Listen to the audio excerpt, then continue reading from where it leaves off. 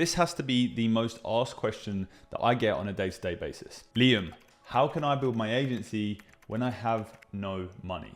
Luckily, the answer is pretty simple. And after this video, you're gonna know the exact steps that you need to follow in order to start your agency from zero. Now, for those of you who don't know me yet, my name is Liam Evans. I run an agency where we provide AI automation, chatbots, and just about everything in between when it comes to digital marketing to our different clients across the world. And the setup that I'm gonna be going through today is the exact setup that I followed many moons ago when I was first beginning. You know, when I was 16 years old, I didn't have a penny to my name. I had no clue on where to get started, and I myself went to YouTube to look for information and to look for advice that I could then follow and actually take action on. And that is the key step here. A lot of you guys are gonna be sitting there thinking and overthinking about a lot of different steps. This video will clear all of that up, and hopefully you'll now have no excuses of why you can't get started today. So without further ado, let's start jumping into this and let's go over the strategy that I would follow if I was starting fresh from tomorrow with no money to my name. Now, first things first, when it comes to setting up your agency, a lot of you guys seem to think that you need to go straight in for a limited company or an LLC. The reality is you just don't. Being a sole trader is absolutely fine. Now, for those of you who don't know what a sole trader is essentially a freelancer. So depending on where you are in the world, it isn't that difficult to get yourself set up as a sole trader. Now, if you was to be opening an actual company, you would have to pay setup fees. You would have to bring in an accountant to manage your accounts. There are a lot of costs there. But if you are just getting started out with no money, becoming a sole trader is your next best option. Now, if you're thinking that clients are going to care about that, trust me, they really won't. Being a sole trader is no different than being self-employed. The only thing is you are seen as this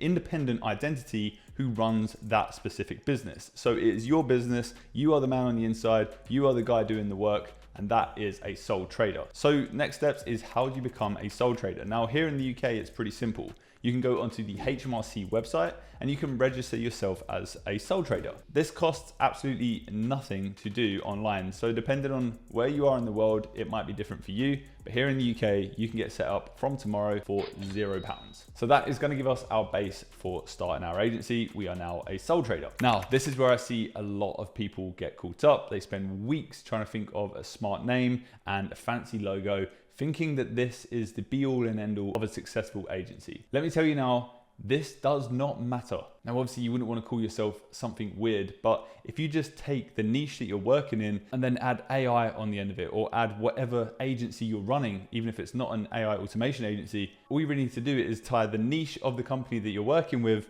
to the specific thing that you help them out with. So the outcome, maybe you're a lead generation agency, maybe you're a paid social agency, maybe you're a content creation agency. Well, in that case, if I was working with vets and I was working on their content creation, maybe I'm just gonna marry those words together. And look, you can even use ChatGPT for this. Do not spend long doing it at all. Go to ChatGPT, say, hey, look, I work with veterinary clinics and we offer them lead generation or content creation services or AI automation. Give me a list of names that I could call my business. I guarantee you do not need to spend a long time with this. You can always change your name at a later date. It really doesn't matter. Our agency is called Unorthodox, and the way that we got our name is I asked my girlfriend, hey, what would you call our agency? And she said, why don't you call it something like Unorthodox? And I said, cool, done, sign me up. Bought the domain, made the logo, job's done. And guess what? You learn to love the name that you create after a period of time of using it. So if you don't like it to start with, don't worry, spend a few months on it and I guarantee it will start to grow on you. So next step is building our logo. Now, similar to finding our name, there's also smart ways of you being able to do this as well. And it doesn't require you going to Fiverr and spending any money. What you can actually do is go on a website called Brandmark, and this is an AI generated logo platform that creates different logos based on a slogan or based on the name of your brand, as well as your color scheme. Now, this is a bit cheeky, but you can just screenshot the logos that they create for you. Usually you would have to pay, but because we're doing this on a budget, we don't want to do that. So just go and screenshot these logos and use them. Alternatively, you can just go on Canva and make something up yourself. It doesn't have to be complex. You don't need all these fancy things going on. It can just be a word. It can just be in a nice font, and that is it. So once we're now a sole trader, we've got our brand name and we've got our logo, we can now move on to creating our email account. Now, a lot of you will be sat there thinking, surely this bit is hard because we need a branded email name.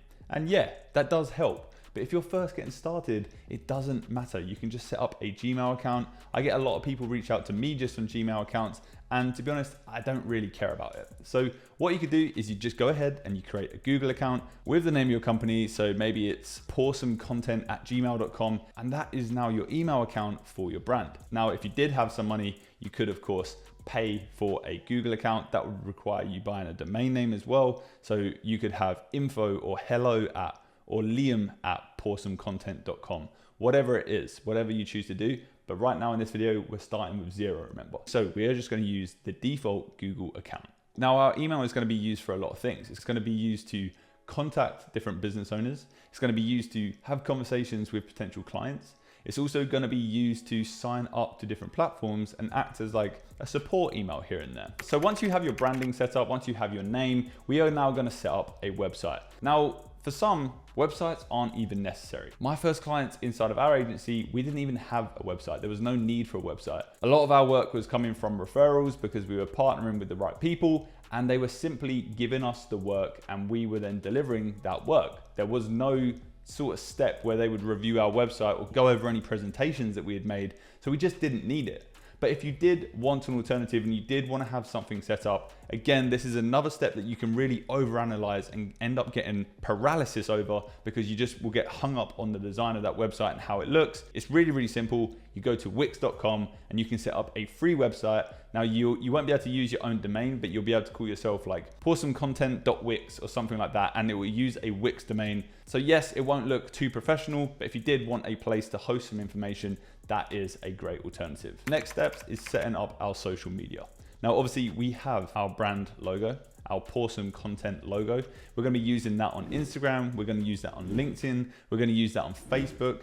And what we really need to do is identify where the potential clients for us are going to be living online. Are they on Facebook? Are they on Instagram? Are they on LinkedIn? Maybe they're on Twitter. Whatever it is, you will know the answer to that. And if you don't, then you just need to test and start trying out all of these different social media platforms. Now, we don't need to be spending any money on this to create these sort of accounts. So this is a great way for us to find new leads and approach different people if we wanted to reach out to them.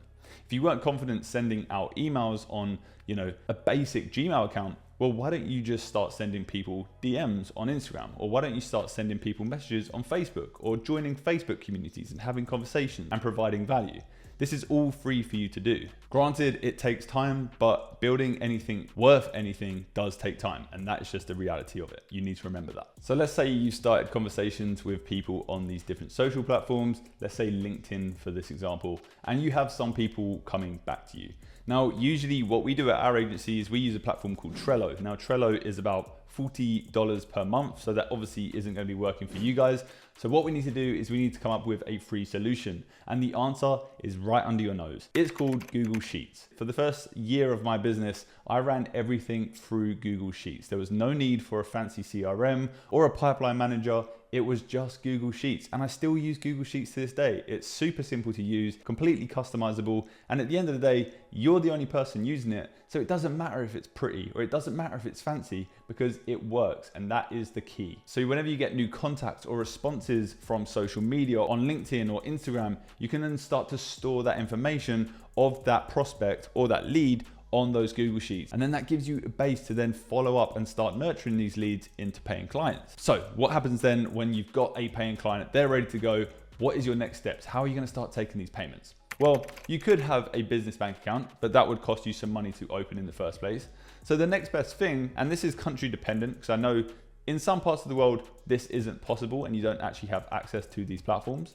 But what you can have is a PayPal and a Stripe account. Now here in the UK, both of these platforms are completely free to use. They just have transaction fees that are built into them. Now, for those of you who do have an agency right now and have taken payments through PayPal and Stripe, you would understand the ease of use of these platforms completely outweigh those transaction fees. And that is why these platforms are loved around the world by so many people. They're super simple to use. You can do all your invoicing through them. You can do your billing, your subscriptions, absolutely everything when it comes to taking payments from your clients. We predominantly use Stripe in our business. I don't really use PayPal, but you can use both depending on where you are in the world or the preference of your client. But we essentially set up automatic and reoccurring billing through Stripe. Yes, we pay a small transaction fee, but that ensures that we have our details of our client to hand, and they are sent easy to pay links directly to their email whenever they are ready to sign up to our services. Cool, so we've got our pipeline, we've got our lead generation platforms, we can now take payments. What happens when we now want to start delivering for our clients? Now,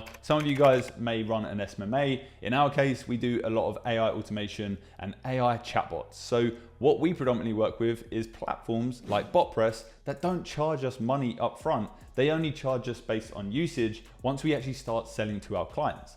Now, the clients that we work with, we always take money up front. We never work before we receive any payment. So we take 50% of the setup fee up front, and then we take the remaining 50% upon delivery of that product that we're building for our client. Then we move on to a retainer basis, but that entire time we've never been out of pocket because we've taken that money up front and we've used that to purchase software that we then need to use for that client, or we've used that to pay a developer or our software team to actually build out these solutions for our client. So it all comes down to how you price, but remember, always take some money up front, because if you're a social media marketing agency, for example, you don't want to be running paid ads for a client before you've received any money, because then that puts you at a massive risk, and that is not what you want. But obviously the key here is understanding how to price and make sure you've charged enough money. When you first get started, that can be very daunting and quite confusing, but I will be posting more videos about that on my channel, so make sure you subscribe in preparation for those. Now, the other alternative, if you don't want to use